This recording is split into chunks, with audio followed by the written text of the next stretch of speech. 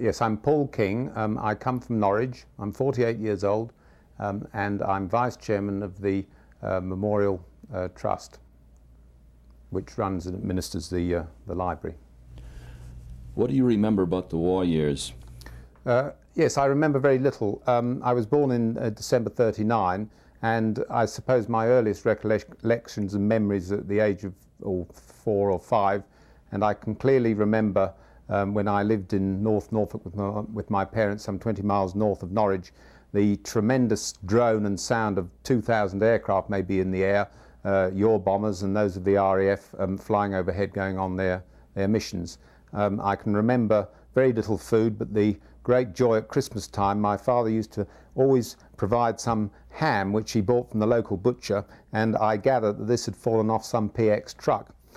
I can remember at the end of the war, and this was brought back to me only today, the taste of those remarkable sausages which I always eat in America. And we used to, at the end of the war, occasionally have a ration, I think, of about 1 sausage a month from tins of cans that we could buy. I haven't very vivid recollections. Just at the end of the war, the American servicemen and how smart they looked, and my mother was always trying to persuade my father to get some very smart new gabardine soup, but of course everything was on ration and you couldn't obtain it. I remember her being very joyful one day when some girlfriend had given her a pair of nylons, because you couldn't get nylon stockings then. I remember the generosity of Americans. I can remember bumping into American airmen in Norwich and them giving me candy. But apart from that, I have very few recollections. Bombs and the noise of those dropping, certainly that, but apart from that, very little. How did you get involved with the Memorial Trust and the 2nd Air Division? I'm a good friend of Tom Eaton, who's chairman of the Memorial Governors. He is a lawyer and attorney to my company in Norwich, and he asked me one day if I would be interested in joining this. I've always had the greatest admiration for the work that the Trust is doing and has done, and when I received this invitation to become a governor, I accepted it very gladly. What do you perceive to be the philosophy and guiding principles that underlie the day-to-day functioning of the memorial room? I think this is a living memorial. I think it was a marvellous concept how at the end of the war, in 1 week, some £20,000 was raised by American servicemen based there, and they wanted to establish a memorial which wasn't simply a plaque on the wall, but something which would endure and go on for all time. I think the emphasis is now changing because only 5 of our 13 governors actually knew war years, and I think my generation remembered with great pride and gratitude all you and the Allied forces did for us, but I think it's going to take on another rationale in the future, and I think we're going to lead to more cultural exchanges, having students from the United States and from Great Britain visiting each other's countries, and I think this is where it is an enormous source of information for local people. We've noticed with travel becoming more and more important in recent years, the great usage of the library increasing when people go there to borrow books on America and to read about American subjects. And I think this is going to be ever increasingly important, and I think we've got to look to promoting travel, to promoting cultural links and exchanges with the United States and our country. And in doing so, people will be brought to the library and see why it has been established there, what it means. And I think people should never forget the great debt that we in our country owe to Americans for all they did to assist us in those days. Can you tell me what your efforts are in terms of, you mentioned cultural exchange, in terms of helping Americans better understand the English people and some of their activities in the war, and also them today, because I realize the Memorial Library is focused quite a deal on the 2nd Air Division. How do you work it the other way around?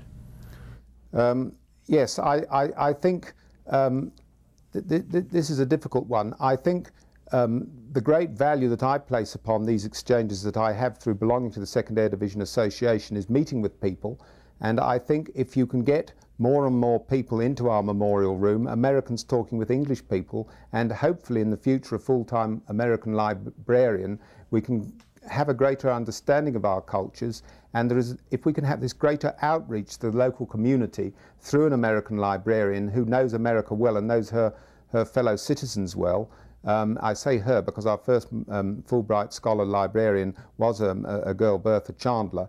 I think if we have the presence there of an American, she can or he can do so much to promote understandings of our cultures. And I think in turn, if we can establish links as we have in the past with Second Air Division members and their children, grandchildren, great-grandchildren, this will lead to ever greater understanding between our two great nations. How do people find out about the library now, and what's their attitude toward it? Yes, I think people find out about the library, and it's reasonably well publicised in the locality. It is well known in the local tourist office. The local Norwich guides all know of its existence. There is an enormous amount of publicity when you come over. Last year, I think we had a week of celebrations, and the local press coverage was quite tremendous. And after every visit, the interest in the library always increases. And it is on an all-time high now. The problem is that we haven't got all the physical and financial resources necessary to promote and run the library. And this is why we're looking to our American friends to try and increase this endowment fund so that we can employ further staff to satisfy the needs of an ever inquisitive public. What are the long-range plans for the memorial room? Yes, we have just written a 5-year plan, and within that period we are hoping to be able to fund, with your help, the employment of a full-time American and also a library aide on a full-time basis, so that they can develop greater interest among local people in the memorial room. And I mean, the sky, as our chairman Tom Eaton says, is the limit. If we can go on from strength to strength and the interest increases, we would hope that the county library service, in whose building the library is based, they will be prepared to further fund other staff. The University of East Anglia has a very strong School of American and English Studies, and their interest in the library is growing. So the potential in the future is enormous. As I said when I spoke this morning at the meeting, your business meeting, we are at a turning point, and this library in English terms is terribly young. I also explained I happen to be chairman of a trust in Norwich which has been running since 1249, looking after old people, so that in that context less than 50 years means that it is very, very young, and its full potential will not be achieved, I think, for maybe another 100 years to come, and will be ever increasing. What ages of people now use the library? I think people of all ages, young people, middle-aged people, old people. Whenever I go in there, I see a wide range of age groups. What's your most important memory or most significant memory of the 2nd Air Division Association? I think my most important memory is of your enormous generosity towards the American Memorial Room, and that you have now funded since 1945 this memorial to the extent of almost $500,000.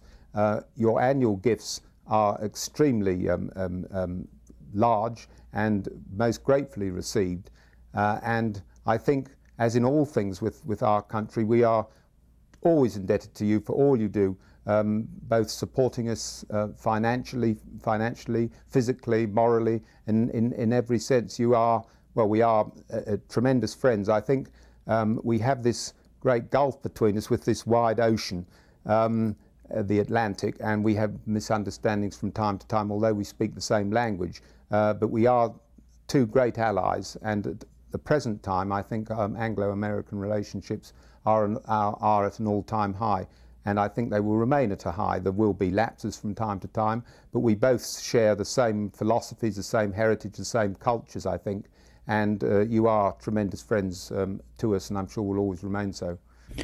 What are the plans for the 1990 reunion? We are now working on those plans. I think they will follow the pattern of the previous successful reunion. My only fear is that it will be impossible to repeat something like that, and I did say that was going to be the final reunion, and I think everybody understood it at that time, that that was the final one, because there is a limit. You can't keep going on and on and on and having the last reunion. It's like Greta Garbo, the film star. Every film she made was her last. I think in my view, that was when we were on an all-time high. We were celebrating a particular occasion, the 40th anniversary of the association. And I think now we should be taking things more easily, because whilst you all look younger every time I see you, are actually getting older. And I think it's an enormous strain to do so much in a short time. And I think I would like to see developing group reunions where people can come and stay maybe for a couple of weeks at a time and take things easily and associate with the people in their localities where they were based. For me, I think that would be the way to develop. This reunion will maybe billed as the last. I'm sure it won't be the last, because sitting in the jacuzzi the other day at this convention, we were then talking of the reunion in 1995 to celebrate the 50th anniversary of the end of the war and the establishment of the memorial. But it will go on, but I think it will be very, very difficult to repeat something that we had on the scale of last time's reunion, with that magnificent cathedral service, the fly-past by the RAF, the air show at RAF Cotteshall. But it will be a time when we can get together, I hope, in a more relaxed, even more relaxed atmosphere, and get to know each other more. What are the personal rewards that you get from working in this capacity? The greatest personal rewards I get are making all these friendships. For me, I rarely borrow books from the library. I browse through some from time to time. But the thing that it means to me most is to have friends throughout the United States. Without this American Memorial Room and its presence and my involvement, I probably wouldn't have had a friend at all. And when you come to a convention and you find you're amongst friends, you feel at home in a mini Norfolk, wherever it may be, whether it's in Nashville, Palm Springs, or in Colorado Springs, you feel you're amongst friends, sharing the heritage of Norfolk, of memories past. And as a young person, but with children and now with a young grandchild, if my children and my grandchildren and great-grandchildren can get to know younger people in the United States, I think that all those many friendships I have made will be multiplied and repeated in further generations. And this, to me, is the greatest reward of getting to know each other. And I think if nations could get to know and understand each other, we would live at peace with each other. And this, to me, is the reward I find is greatest. Is there any key thing that we haven't touched on that you would like to add? No, I think you've covered everything.